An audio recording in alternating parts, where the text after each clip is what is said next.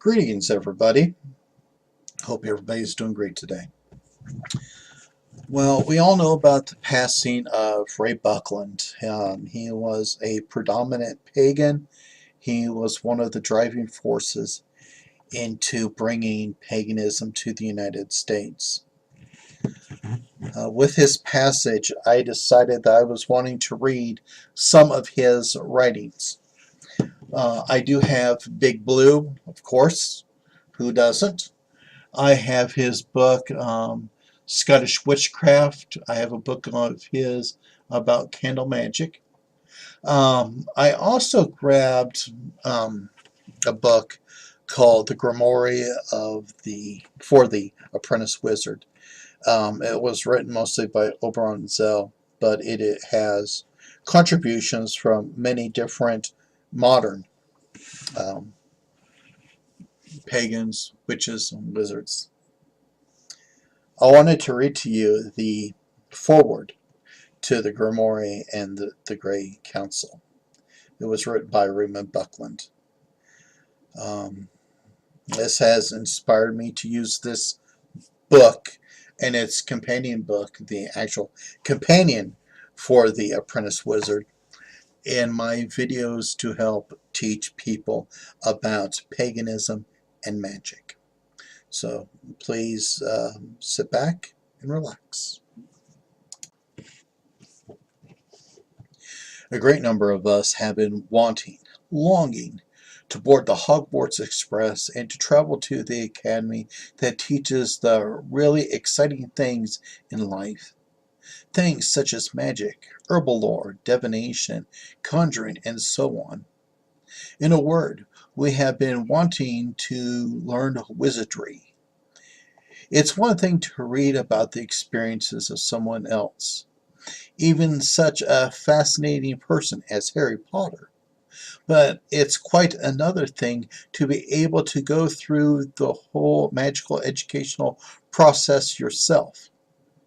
To enter such a school and to know that your teachers are the very finest wizards and witches in the world would be an awe-inspiring. So how to do this? How to find and attend such a wizard's academy? You'll be happy to know that you don't have to wait for a special invitation to be delivered, be it by owl mail or otherwise. You don't even have to be the child of a wizard or witch. In fact, you can even be a regular muggle child and still get into this school. It has been rumored that even some grown-up muggles have been so attracted to it that they have slipped in. Where is the school? It's right in your hands. The course in wizardry. At least the apprentice level of the course is contained in this book. That's like suddenly discovering that there's a home study branch at Hogwarts Academy. Here may be found 7 major courses, plus an appendix and bibliographies put together by the Great Council of Wizards for you to study and learn. Members of the Great Council are living, breathing, famous wizards and witches of the present day. They are not made up in any way, invented by an author. They are alive and real and have been practicing their various crafts for up to 40 or 50 years. When Harry Potter was first taking the Hogwarts Express to Hogwarts Academy, he was shown the trading cards of witches and wizards that came in the chocolate frog packs. Ron Weasley introduced him to these, showing such famous personalities as Merlin, Pericles, Morgana, Circe, Cleodona, Ptolemy, Dumbledore, and Hengist. These were actually a mixture of real witches and wizards and those of fiction and legend. But in this book, they are only real ones. I have known Oberon Ravenheart for over 30 years. He is one of the pioneers of paganism in the United States. I can't think of a better, more qualified person to write a handbook for apprentice wizards. Oberon is a wizard. He always has been. With his many decades of experience, he, more than anyone, is uniquely qualified to write this book. Having been teaching for the majority of his life, his name is greatly respected in all of the varying fields of paganism and witchcraft. He is truly an elder of paganism, witchcraft, and magic. As a member of the Great Council, I am perhaps typical of your teachers, so let me tell you a little about my background. I was first attracted to these subjects more than 50 years ago, half a century, how time flies.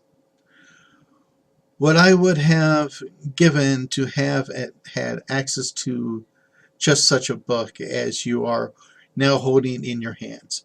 Back in those early days, but such knowledge was hard to come by then. I had to dig and search, follow up ancient clues and long-lost trails. I had to beg and borrow and to apprentice myself to a few knowledgeable mages I was able to find. Over the years, I learned to use my crystal ball, to read tarot cards, to heal with my hands, to make use of herbs and potions, and to do many other things not normally taught or made available. Over 40 years ago, I was initiated into a witch's coven. I learned spells and charms. I learned to do magic. It was a long, sometimes hard road I traveled, but it was very satisfying, and in practicing what I was taught, I was able to bring aid, happiness, and comfort to many others. Along the way, I became a teacher myself and was thus able to pass on what knowledge that I had so painstakingly required. The other members of the Great Council, those who are now, through this book, your teachers, have similar backgrounds to mine. We have all dedicated our lives to the magical arts and to making our knowledge available to those ready and willing to accept it, those such as you. This is a grimoire. The word comes from the Old French word meaning grammar. It is indeed a grammar of magic. In other words, it explains exactly how magic is performed, how it is planned, prepared for, put together, and very carefully worked. You wouldn't expect to be able to learn a foreign language without doing some study. You would need to learn new words and how to put them together so that they made sense. You would need to know occasional alternative words that could be used and the correct way to pronounce them. If you didn't do this study, no one would understand you. In other words, it wouldn't be working. Well, so it is with magic. By learning the grammar, the grimoire, you will be able to not only make yourself understood to the elements, the spirits, the animals, trees, plants, and all other aspects of nature, plus, of course, two other wizards. But you will be able to show that you are fluent in the language, that you are a master of it. This translates into becoming a master wizard, a magician recognized by his peers, those of equal standing, as competent and knowledgeable. In so many subjects in everyday school, you sometimes find yourself wondering, why do I have to learn this? What use is this to anyone? You resist doing the work, study, the homework.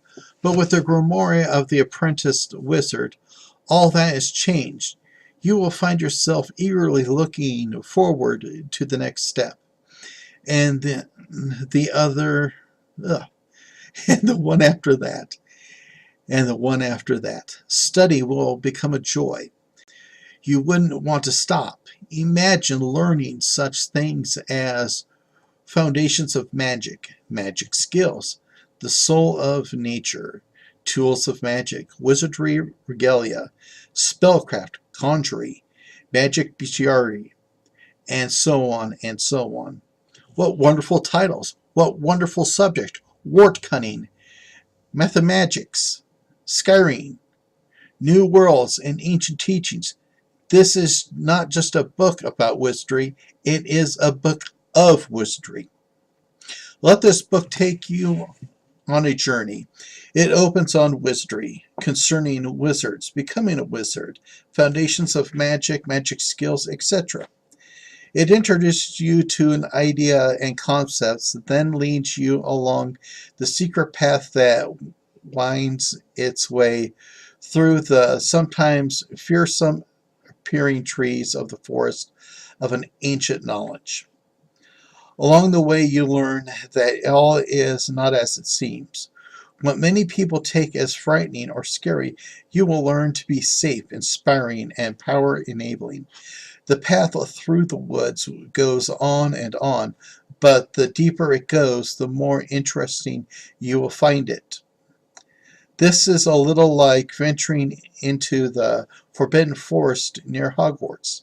That is a place where secrets are kept and mysteries can be unveiled. There will be temptations along the way, yes.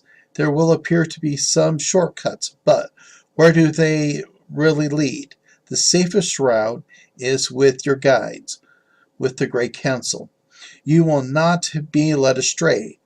Stay on the path and do what they suggest. Remember, Hagrid was not afraid of the forest because he knew it and knew of its inhabitants.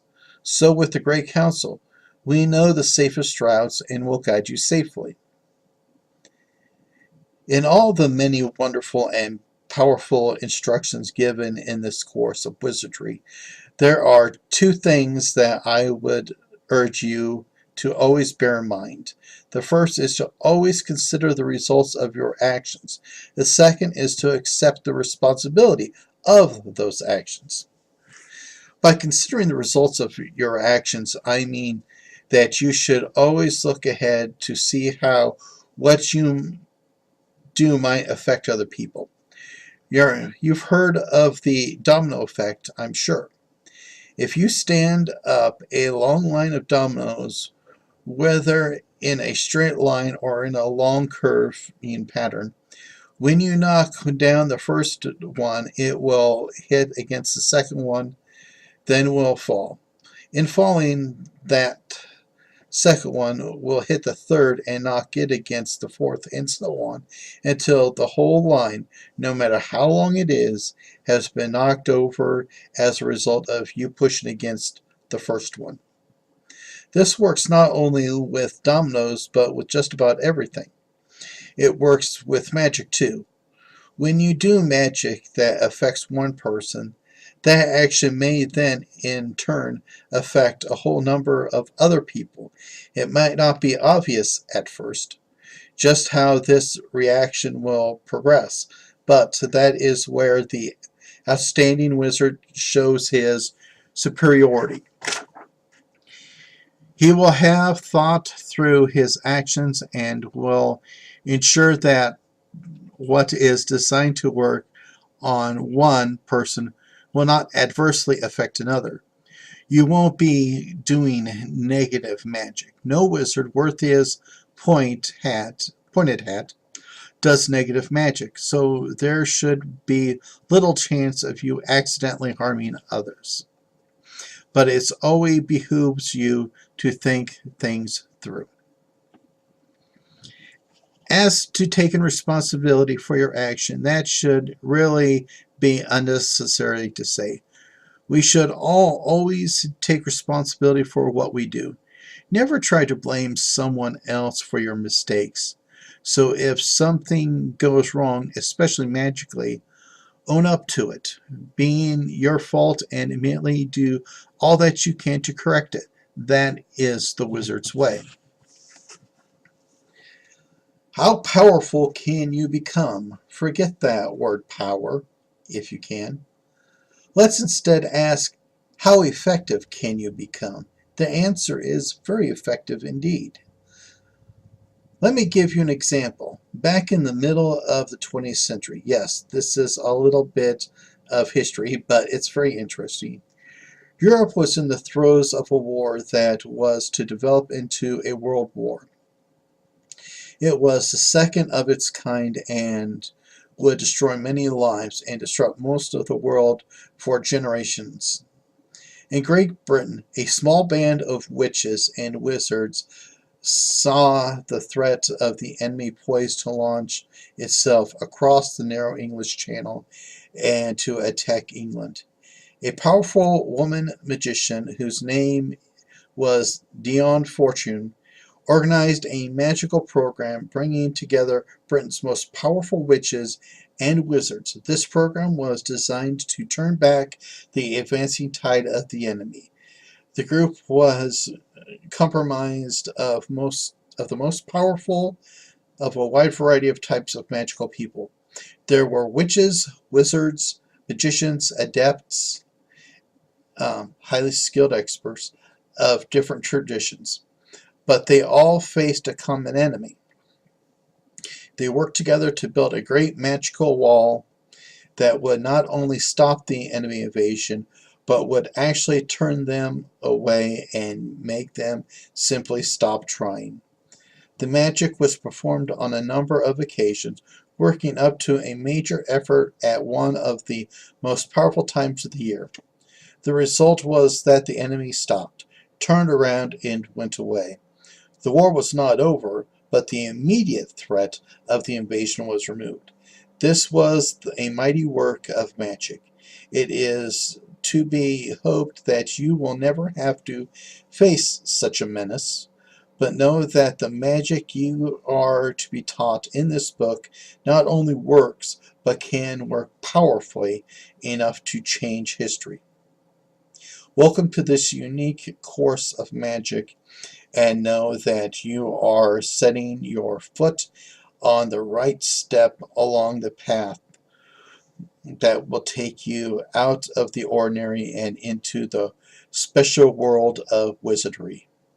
Raymond, Buckland, November 11th, 2003.